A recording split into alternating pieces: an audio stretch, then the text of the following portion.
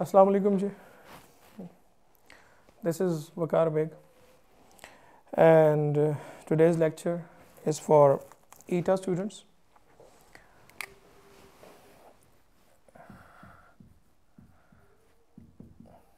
ETA के लिए है, and chapter number 7, acid and base. And this one is part 2 for chapter number 7. Part 1 यानी chapter number 7 के part 1 में students हमने डिस्कस किया था about different concept of acid and bases. अब चलते हैं आगे. हमने 3 concepts पढ़े थे: Arrhenius concept, Lowry and Bronsted concept and Lewis concept. अब हम आगे एक और टॉपिक की तरफ चलते हैं, and today's topic is ionic product of water. Ionic product of water KW से रिप्रेजेंट किया जाता है, बल्कि इसको दूसरा नाम, or it is also called as water dissociation constant. बल्कि इसका एक तीसरा भी नाम है. It is also called as water ionization constant. Water ionization constant. 3 नाम एक ही चीज़ के: ionic product of water, water dissociation constant and ionic product of water and water ionization constant.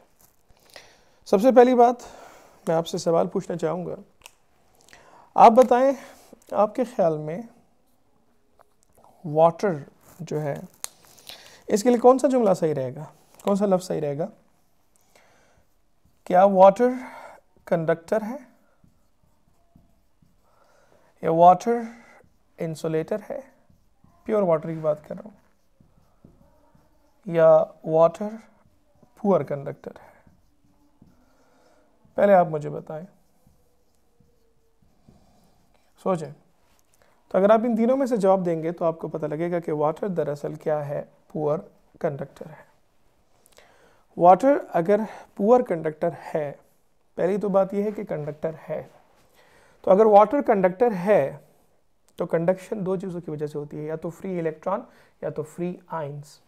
तो सवाल ये पैदा होता है कि वाटर में आइंस दरअसल कहाँ से आएंगे? तो स्टूडेंट, साइंटिस्ट कहते हैं कि वाटर में एक फिनोमेना होता है जिसे कहा जाता है सेल्फ आयनाइजेशन. सेल्फ आयनाइजेशन, या इसे दूसरा नाम ऑटो आयनाइजेशन भी कहते हैं. सेल्फ आयनाइजेशन और ऑटो आयनाइजेशन कैसे होती है? वाटर का एक मॉलिक्यूल वाटर के दूसरे मॉलिक्यूल के साथ रिएक्शन करता है. एक प्रोटॉन लॉस करता है, दूसरा गेन करता है. अगर ये प्रोटॉन गेन कर लेगा so that will be converted into H3O positive, और अगर ये प्रोटॉन लॉस कर लेगा so that will be converted into hydroxyl ion. तो इस आयनाइजेशन की वजह से ये आयंस बनते हैं, और इन आयंस की वजह से वाटर हमारे पास कंडक्टर है, लेकिन इसकी क्वांटिटी बहुत लो है.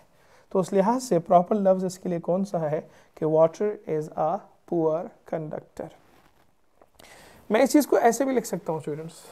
आई can write like this one कि water H2O is ionized into hydrogen ion और हाइड्रोक्सिल आयन, और इस हाइड्रोजन आयन और इस हाइड्रोक्सिल आयन की वजह से वाटर कंडक्टर है. लेकिन ये बताता चलूँ कि इनकी तादाद बहुत कम होती है. इसका मतलब ये है कि लाखों करोड़ों अरबों वाटर के मॉलिक्यूल में से चंद एक मॉलिक्यूल आयनाइज होते हैं और it is converted into hydrogen ion and hydroxyl ion, जिसकी बुनियाद पर वाटर एक पुअर कंडक्टर है. अगली बात, अगर आप यहाँ पे देखें तो ये प्रोसेस रिवर्सिबल है। तो अगर ये प्रोसेस रिवर्सिबल है तो यहाँ पे इक्विलिब्रियम कांस्टेंट एक्सप्रेशन हम इसका लिखना चाहेंगे, जिसे हम केसी कहते हैं। और आपको पता है कि केसी लिखने का जो तरीका होता है वो प्रोडक्ट डिवाइडेड बाय रिएक्टेंट होता है। तो अगर मैं प्रोडक्ट यानी concentration of hydrogen ion and concentration of hydroxyl ion लिखूं and divided by concentration of the undissociated water, वो वाटर जो आयनाइज नहीं हुआ, इसे मैं इक्वेशन नंबर 1 कह देता हूं। अगर आप यहाँ पे इसकी केसी वैल्यू मालूम करेंगे तो इसकी केसी वैल्यू आती है 1.8 इंटू 10⁻⁻16। ये एक्सपेरिमेंटल वैल्यू है। मैंने आपसे कहा कि वाटर के मॉलिक्यूल की तादाद बहुत ज़्यादा है, चंद एक मॉलिक्यूल आयनाइज हो जाएंगे। तो मुझे बताएं क्या वाटर की कंसंट्रेशन पे कोई फर्क पड़ेगा? I think no. समंदर के पानी से अगर आप एक बाल्टी भी पानी निकाल लें तो समंदर के पानी पे कोई फर्क नहीं पड़ेगा। तो यहाँ पे समंदर है और ये बाल्टी पानी है। तो अगर मैं कहूँ कि क्या इसकी कंसंट्रेशन पे कोई फर्क पड़ेगा, तो आप कहेंगे नहीं, क्योंकि वाटर की कंसंट्रेशन इतनी ज़्यादा हाई है कि हम कहेंगे कि इसकी कंसंट्रेशन कांस्टेंट रहेगी। वाटर की कंसंट्रेशन क्या रहेगी? कांस्टेंट रहेगी। लेकिन कांस्टेंट है तो ठीक है, इसको फिर मैं इस तरफ ले आता हूँ, क्योंकि ये भी कांस्टेंट है, ये भी कांस्टेंट है। लेकिन लाने से पहले चले ले आते हैं पहले। तो हमारे पास एक्सप्रेशन हो जाता है Kc multiply by concentration of the water is equal to concentration of hydrogen ion and concentration of hydroxyl ion. इसे मैं इक्वेशन नंबर 2 कह देता हूँ। यहाँ पे थोड़ा सा मैं डिटेल में जा रहा हूँ ईटा वालों। अब यहाँ पे तुम्हारे लिए एक ज़रूरी बात शुरू होती है। वो ज़रूरी बात ये है, Kc की वैल्यू तुम्हें मालूम है 1.8 इंटू 10⁻⁻16। लेकिन अब सवाल पैदा होता है कि what is the molar concentration of the water, what is the molarity of water, वो फाइंड आउट करते हैं। ये तुम्हारे लिए ज़रूरी है। मैं डायरेक्ट भी लिख सकता हूँ, लेकिन मैं तुम्हें कैलकुलेट करने का तरीका भी बताता हूँ कि ये हमारे पास कैसा होगा। तो अगर आप यहाँ पे देखें, लुक एट हियर, आपको पता है कि मोलरिटी का जो फॉर्मूला होता है मोलर कंसंट्रेशन का, वो होता है moles of solute divided by volume of solution in litre.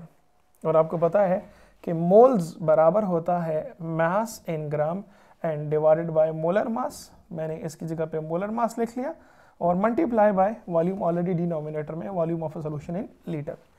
एक काम करते हैं, मैं पानी 1000 ml ले लेता हूँ। आपको वाटर की डेंसिटी मालूम है, वाटर की डेंसिटी होती है 1 ग्राम पर ml। इसका मतलब अगर तुम 1 ml पानी लोगे तो उसका मास 1 ग्राम होगा। तो ये बता दो 1000 ml पानी का मास कितना होगा? That is equal to 1000 gram, that's it. इसका मतलब ये है कि 1000 ml यानी अगर तुमने 1 लीटर पानी लिया तो उसका मास 1000 ग्राम होगा। चले जी, इस फार्मूले में पुट करते हैं मोलरिटी मालूम करने के लिए। किसकी मोलरिटी मालूम कर रहे हैं? वाटर की मोलरिटी मालूम कर रहे हैं। So this is the molarity of the water. Mass आपके पास कितना है? 1000 ग्राम। आपने 1000 ग्राम लिख लिया divided by molar mass of water कितना है? That is 18 grams per mole and multiply by 1 over volume. जी लीटर में आपने कितना लिया? 1000 ml किसके बराबर है? 1 लीटर। तो आपने यहाँ पे 1 लीटर ले लिया है। इसे अगर आप कैलकुलेट करें स्टूडेंट्स, तो इसे कैलकुलेट करने के बाद हमारे पास जो मोलरिटी ऑफ वाटर आएगी, यहाँ देखिएगा, उम्मीद है कि अब आपको आवाज़ बेहतर आ रही होगी। तो अब अगर आप यहाँ पे देखिएगा, ये वैल्यू कैलकुलेट करेंगे तो मोलरिटी ऑफ वाटर, यानी आप कह सकते हैं कि मोलरिटी ऑफ वाटर आपके पास आ जाएगी। इसको कैलकुलेट करें तो आएगी 55.5 moles per litre. So the molar concentration of the water is equal to 55.5 molar के बराबर है। बात जरा नोट करिएगा स्टूडेंट्स, ठीक है।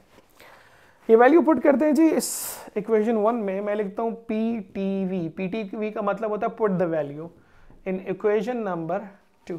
जब इक्वेशन नंबर 2 में मैं पुट करूंगा तो तब हमारे पास ये एक्सप्रेशन कैसे हो जाएगा जी? Kc की वैल्यू किसके बराबर है जी? 1.8 into 10⁻⁻16 multiply by molar concentration of water कितनी है जी? 55.5 मोलर इज इक्वल टू, जी बताएं आगे क्या हो जाएगा? Concentration of hydrogen ion and concentration of hydroxyl ion.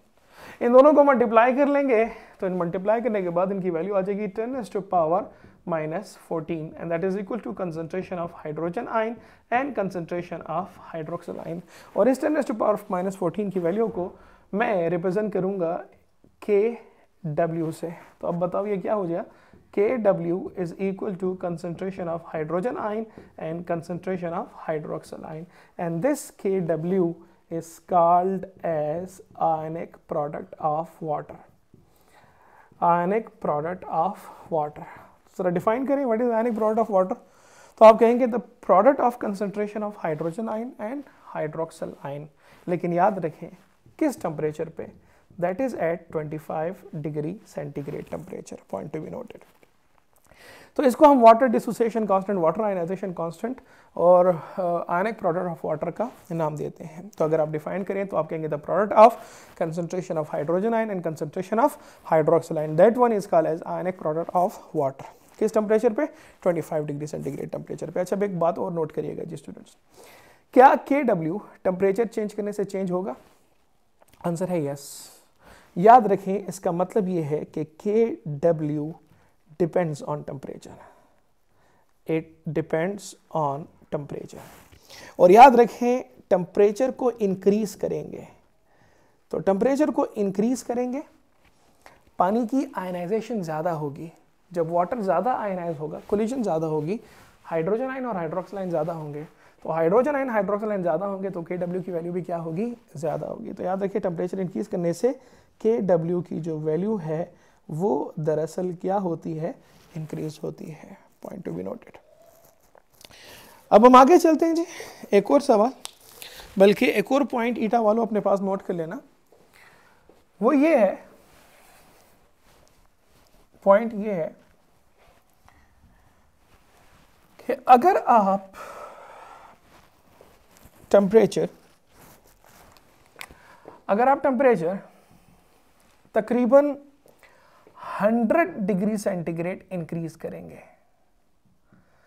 तो याद रखें KW की वैल्यू जो है वो 75 टाइम्स इंक्रीज हो जाएगी, point to be noted. This is very important point what I have to discuss over here. 100 degree centigrade temperature increase करेंगे, KW की वैल्यू कितने टाइम इंक्रीज हो जाएगी, 75 टाइम जो है वो इंक्रीज हो जाएगी, याद रखिएगा, ठीक है। दोबारा बोले KW क्या चीज़ है, KW is equal to concentration of hydrogen ion and concentration of hydroxyl ion. अभी आपने पढ़ा KW की वैल्यू 25 डिग्री सेंटीग्रेड टेम्परेचर पे कितनी है, आपने कहा 10⁻⁻14, क्लियर है जी। तो अगर मैं इस इक्वेशन में KW की जगह पे ऐसे लिखना चाहूँ कि concentration of hydrogen ion and concentration of hydroxyl ion is equal to KW और KW इज इक्वल टू 10⁻⁻14। इस इक्वेशन से ये पता लगता है कि हाइड्रोजन आयन और हाइड्रोक्सिल आयन की तादाद पानी में कितनी है, 10⁻⁻14। ये बताएं वाटर हमारे पास एसिडिक होता है, वाटर बेसिक होता है, वाटर न्यूट्रल होता है। तो अगर आप प्योर वाटर लें तो याद रखें प्योर वाटर न्यूट्रल है। ये कैसे हुआ, पानी में हाइड्रोजन आयन भी है, हाइड्रोक्सिल आयन भी है, फिर भी वाटर न्यूट्रल है। हाँ, ये तब न्यूट्रल हो सकता है जब हाइड्रोजन आयन और हाइड्रोक्सिल आयन दोनों की तादाद क्या हो, सेम हो। तो मैं कहूँगा कि पानी में हाइड्रोजन आयन और हाइड्रोक्सिल आयन की तादाद क्या है, सेम है। जब इन दोनों की तादाद सेम होगी, तो अगर इन दोनों की तादाद सेम होगी तो पानी न्यूट्रल होगा। तो बताओ दोनों मिलकर कितने हैं, 10⁻⁻14, दोनों इक्वल हैं।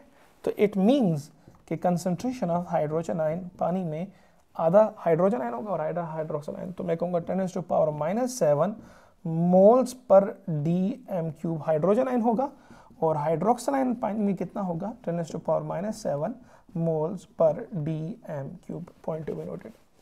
पानी में हाइड्रोजन आयन भी 10⁻⁻7 है और पानी में हाइड्रोक्सिल आयन भी कितना है, 10⁻⁻7 मोल्स पर dm³ है। दोनों की तादाद क्या है, सेम है। अच्छा, पॉइंट टू बी नोटेड। आगे पूछूंगा पानी में हाइड्रोजन आयन कितने होते हैं, तो तुमने बोला है 10⁻⁻7 मोल्स पर dm³। लेकिन ये कब, ये तब जब KW की वैल्यू हमारे पास कितनी हो, 10⁻⁻14 हो, ठीक है। आगे चलते हैं, एक सवाल तुमसे पूछता हूं। मेरा सवाल आप लोगों से ये है कि अगर आप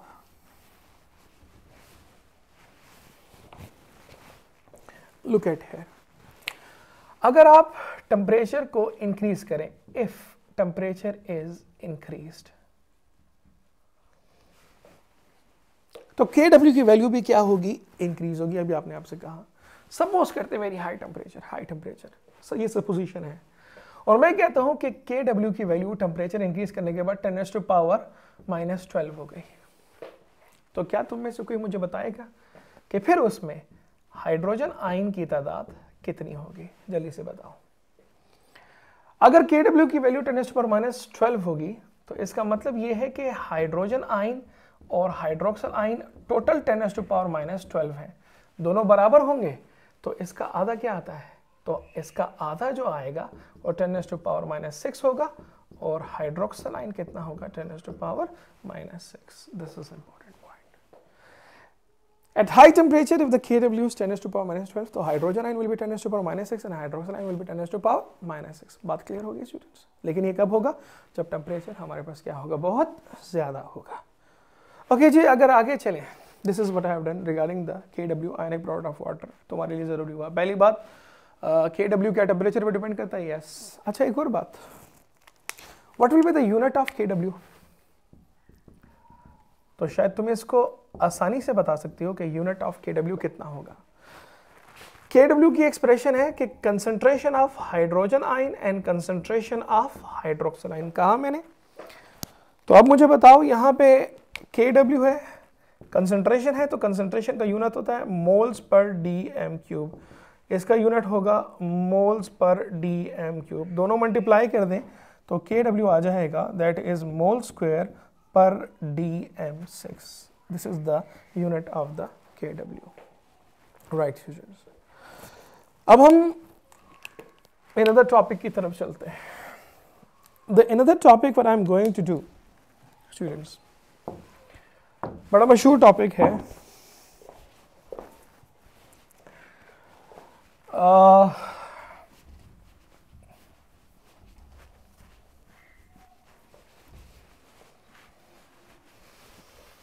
क्या टॉपिक है? Excuse me.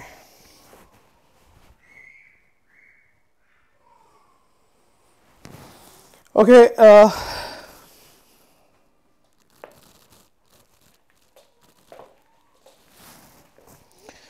the topic is what is pH, what is pOH, and what is pKW. That's very important topic.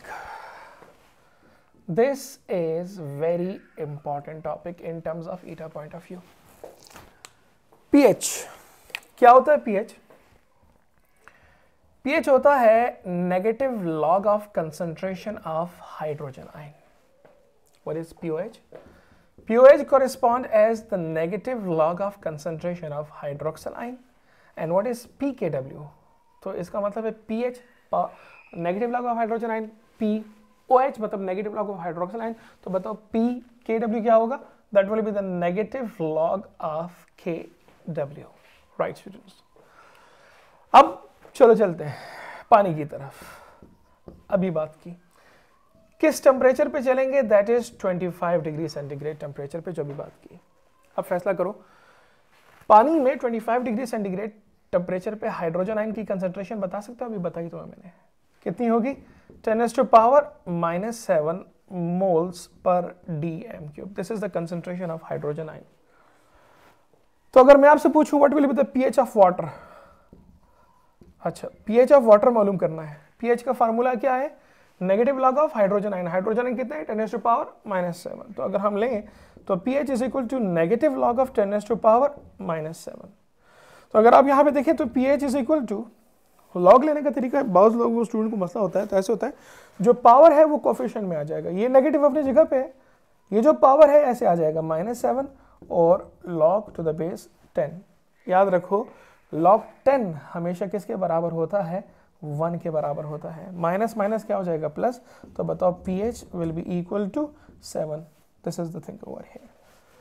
पानी का pH कितना होगा? 7 होगा। अगर मैं पूछूं what will be the pOH of water, ठीक है, जल्दी से बताओ पीओएच ऑफ वाटर बताना है मैंने. I have to tell you the pOH of water. बताएं what is the concentration of hydroxyl ion in water. The hydroxyl ion concentration is 10⁻⁻7 moles per dm³. POH का पता है तुम्हें, pOH is equal to negative log of hydroxyl ion concentration, जिक्र किया अभी यहाँ पे. तो अब बताओ जल्दी से क्या हो जाएगा. Negative log of concentration of hydroxyl ion is 10⁻⁻7. तो जब तुम इसे कैलकुलेट करोगे तो वही बात है कि पावर जो है वो कोफिशिएंट में आ जाएगा, तो हो जाएगा -7 and log to the base 10, और फिर POH इज इक्वल टू 7 हो जाएगा. सिंपल सी बात है. इसका मतलब है जिस चीज का तुम नेगेटिव लॉग लेते हो ना, उसका जो पावर है ना, अगर वो नेगेटिव होगा तो वो पॉजिटिव हो जाएगा, और अगर पॉजिटिव होगा तो नेगेटिव हो जाएगा, वो राउंड फिगर में ले आ जाओगे. जल्दी से बताओ पानी का pKw मालूम करना है. जल्दी से बताओ पानी का kW कितना होता है. जल्दी से बताओ. अभी बताया 10⁻⁻14. लेकिन कब? जब टेम्परेचर तुम्हारे पास कितना है 25 डिग्री सेंटीग्रेड. अच्छा जी, जल्दी से बताओ. तुमने pKw मालूम करना है. pKw that is equal to negative log of kW and kW is equal to 10⁻⁻14. जल्दी से बता दो pKw की वैल्यू क्या होगी. जी माइनस में है, प्लस में कर लो, और क्या हो जाएगा 14. That is the pKw of the water. और एक रिलेशनशिप शायद तुम्हें मालूम है, मैं यहाँ पे डिराइव नहीं करता, कि pH plus POH is equal to pKw. शायद इसके बारे में तुम्हें पता है, और ये भी तुम्हें पता है कि pH प्लस POH दोनों मिला के pKw की वैल्यू किसके बराबर है 14. इस फार्मूले से अगर तुम्हें pH मालूम हो तो POH मालूम कर सकते हो, अगर POH मालूम हो तो तुम pH मालूम कर सकते हो. Point to be noted students. ठीक है, अब सवालात की तरफ चलते हैं जो आपके लिए इंपॉर्टेंट है. क्या सवालात हैं जी, देखिएगा. मेरा पहला सवाल, एक्सक्यूज मी, पाकिस्तान है जी, लाइट चली गई है.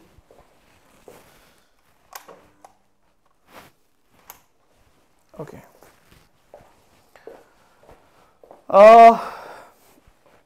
If I move onward and discuss, question है मेरा, question number 1. What is the pH of 0.001 molar HCl solution. Okay. pH of 0.001 molar HCl solution pH मालूम करना है.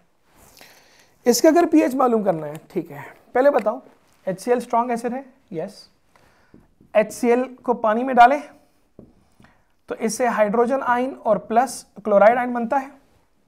इन टर्म्स ऑफ मोल पढ़ो. 1 mole of HCl will give you 1 mole of hydrogen ion. Ratio क्या है 1:1. जितना HCl होगा उतना ही hydrogen ion होगा. तो जल्दी से बताओ HCl कितना है 0.001 मोलर. तो बताओ हाइड्रोजन आयन भी कितना होगा 0.001 molar, because the ratio is 1:1. तो हाइड्रोजन आयन की कंसंट्रेशन तुम्हारे पास आ गई, that is equal to 0.001 molar. Scientific notation में कन्वर्ट करो फौरन, तो दैट इज इक्वल टू 10⁻⁻3. तो 10⁻⁻3 हो गया.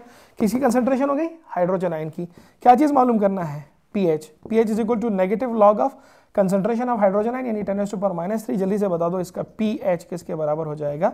3 के बराबर होगा. सिंपल सी बात है. जितना स्ट्रॉन्ग एसिड होगा तो जो उस एसिड की कंसंट्रेशन होगी तो उतनी ही हमारे पास हाइड्रोजन आयन की कंसंट्रेशन होगी, लेकिन अगर तब जब एसिड मोनोप्रोटिक हो. अगर हम आगे चलें टुवर्ड्स द डाइप्रोटिक एसिड की तरफ चलते हैं. Question number 2. Question number 2. What is the pH of 0.0005 molar, बल्कि एक काम करते हैं, थोड़ा सा चेंज डिफरेंट करते हैं, 0.005 molar sulphuric acid H2SO4. Point to be noted. साफ कर देता हूं. 0.005 मोलर सल्फ्यूरिक एसिड. ठीक है, एक बात बताओ, ऊपर में मोनोप्रोटिक था, इसलिए जितने HCl था उतना ही हाइड्रोजन आयन था. It's a diprotic. तो जब डाइप्रोटिक है तो जितना सल्फ्यूरिक एसिड होगा उसके डबल उसमें क्या होगा? हाइड्रोजन आयन होगा. तो डायरेक्ट बताओ, डायरेक्ट बताएं जी. लाइट आ गई.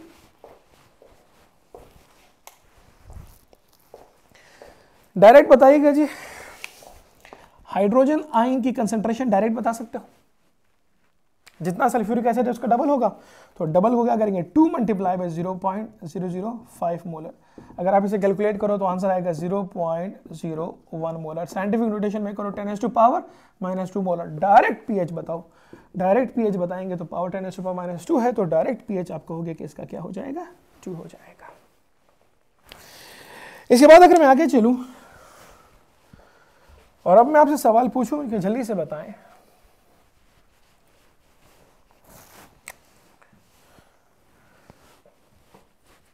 क्वेश्चन नंबर 3,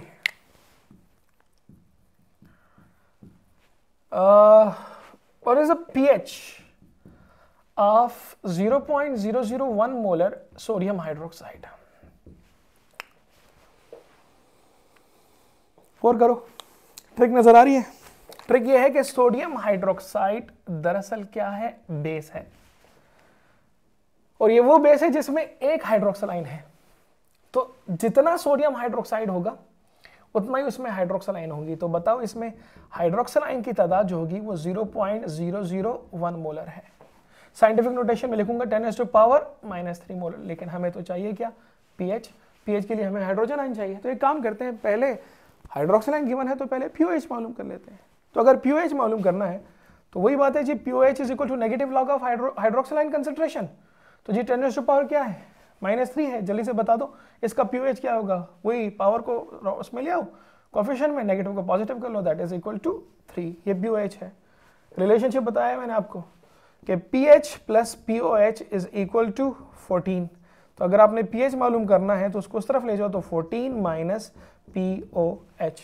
तो स्टूडेंट यहाँ पे देखिएगा pH is equal to 14 minus 3, तो आपके पास आ जाएगा 11। So pH is equal to 11 होगा। This is important point. एक और सवाल की तरफ चलता हूँ, pH से रिलेटेड क्वेश्चन आते हैं जी।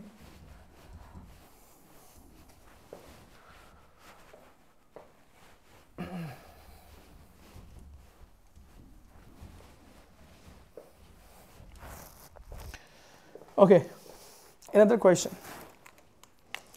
Question number 4. ये बताओ what will be the pH of 0.005 molar magnesium hydroxide? देख रहे हो कुछ? पहले बताओ मैग्नीशियम हाइड्रोक्साइड के बारे में जानते हो? कितने हाइड्रोक्साइड आयन है? 2 हाइड्रोक्साइड आयन है। तो जितना मैग्नीशियम हाइड्रोक्साइड होगा उसके डबल हाइड्रोक्साइड की कंसंट्रेशन होगी। तो जल्दी से बता दो इसमें हाइड्रोक्साइड की कंसंट्रेशन कितनी होगी, तो तुम कहोगे 2 मल्टीप्लाई बाय 0.005 मोलर। अगर ये तुमने किया तो तुम्हारे पास आ जाएगा हाइड्रोक्साइड इज इक्वल टू 2 से मल्टीप्लाई किया तो 0.01 मोलर। साइंटिफिक नोटेशन में 10 पावर -2 मोलर। जल्दी से बता दो POH इज इक्वल टू 2 के बराबर आ गया है। पीएच प्लस पीओएच किसके बराबर होगा, 14। तो बताओ कि पीओएच अगर 2 है तो कौन मुझे बताएगा, डायरेक्ट अब डायरेक्ट तरीका जल्दी से बता दें कि इसमें पीएच कितना होगा, तो उसका पीएच होगा 12। Keep in your mind students. ये बात भी क्लियर हो गई। एक और सवाल पूछता हूं, अब थोड़ा सा और जाते हैं। क्वेश्चन है, question is what is the pH of 1 molar HCl?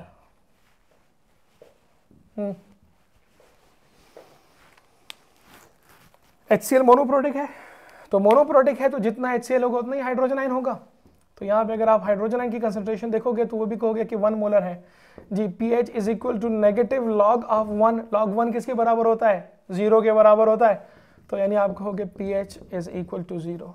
It means pH can be 0। pH अब हमारे पास क्या हो सकता है, 0 भी हो सकता है। ठीक है, एक और क्वेश्चन की तरफ चलते हैं।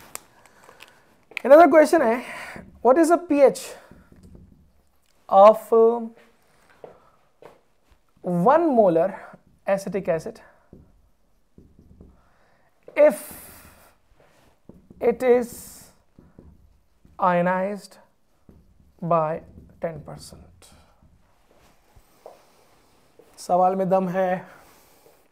What is the pH of 1 molar of acetic acid if it is ionized by 10%? इसका मतलब सारा आयनाइज नहीं होगा। कितना आयनाइज होगा, 10%। कंसंट्रेशन कितनी है? 1 मोलर। अब इसका 10% निकालना है, क्या काम करना है? सिंपल सी बात है। अब एक काम करो, इस तरह का सवाल आ जाए, ट्रिक देखो, ट्रिक सुनो, ट्रिक लो, बड़ा लिख लेता हूं, TRICK। ट्रिक ये है, जब कभी भी परसेंटेज आयनाइजेशन का सवाल आ जाए, परसेंटेज आयनाइजेशन का, तुमने क्या काम करना है? तुमने ये काम करना है, तुम्हारे पास हाइड्रोजन आयन की कंसंट्रेशन तब आएगी जब तुम्हें जो कंसंट्रेशन गिवन हो, तुमने उसको डिवाइड कर देना है 100 से और मल्टीप्लाई कर देना है परसेंटेज आयनाइजेशन। ये कब अप्लाई करोगे? जब तुम्हें परसेंटेज गिवन होगा कि ये इतने % आयनाइज हो रहा है। जब ये इतने % आयनाइज हो रहा है तो जरा आप देखिएगा, तो यहां पे हमारे पास हाइड्रोजन आयन की कंसंट्रेशन मालूम करनी चाहिए। गिवन कंसंट्रेशन कितनी है? 10%, सॉरी गिवन कंसंट्रेशन कितनी है? 1 मोलर, यहाँ पे 1 लिख लिया, divided by 100 and multiply by percentage ionization कितनी है? 10। इसको कैलकुलेट करो तो तुम्हारे पास आ जाएगा 0.1 मोलर। साइंटिफिक नोटेशन में बताओ, दैट इज 10⁻⁻1 मोलर। तो अगर अब ये तुम्हारे पास आ गया तो अब हमने pH मालूम करना है, तो pH is equal to negative log, जल्दी से बताओ किसके बराबर हो जाएगा? 1 के बराबर हो जाएगा। तो इसका pH हमारे पास कितना हो जाएगा? 1 हो जाएगा। लेकिन ये मोनोप्रोटिक के लिए है। किसके लिए है? मोनोप्रोटिक। अगर डायप्रोटिक होगा तो डायप्रोटिक के लिए ही फार्मूला, लेकिन डायप्रोटिक के लिए यही फार्मूला, लेकिन यही फार्मूला मल्टीप्लाई बाय 2। यही कहूंगा कि कंसंट्रेशन ऑफ हाइड्रोजन एंड डायप्रोटिक के लिए होगा यही फार्मूला, लेकिन मल्टीप्लाई बाय क्या कर दोगे? 2 कर दोगे। बात समझ आ रही है जी? That is very easy thing. अब आगे चलते हैं जी, एक एस्पेक्ट और भी डिस्कस करते हैं।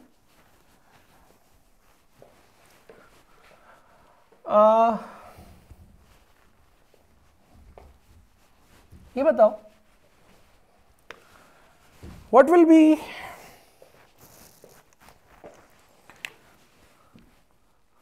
क्वेश्चन है, what is the pH of water if Kw is 10⁻⁻12? तो अगर हम यहां पे देखें, pH ऑफ वाटर मालूम करना, Kw क्या है? 10⁻⁻12। आज बताया कि जब Kw 10⁻⁻12 होगी, जल्दी से बताओ हाइड्रोजन आयन जो है वो कितना होगा? 10⁻⁻6। ये बताओ हाइड्रोक्सिल आयन भी कितना होगा? That is 10⁻⁻6। pH मालूम करना है, जल्दी से बता दो इसका pH कितना होगा? दैट इज इक्वल टू 6 हो जाएगा। और बताओ pOH कितना होगा? That is equal to 6। बताओ सोल्यूशन एसिडिक होगा या बेसिक होगा या न्यूट्रल होगा? चलिए बताओ जल्दी। द पॉइंट क्या एसिडिक होगा? नहीं, एसिडिक नहीं होगा। हाइड्रोजन आयन और हाइड्रोक्सिल आयन दोनों बराबर है ना, दोनों की कंसंट्रेशन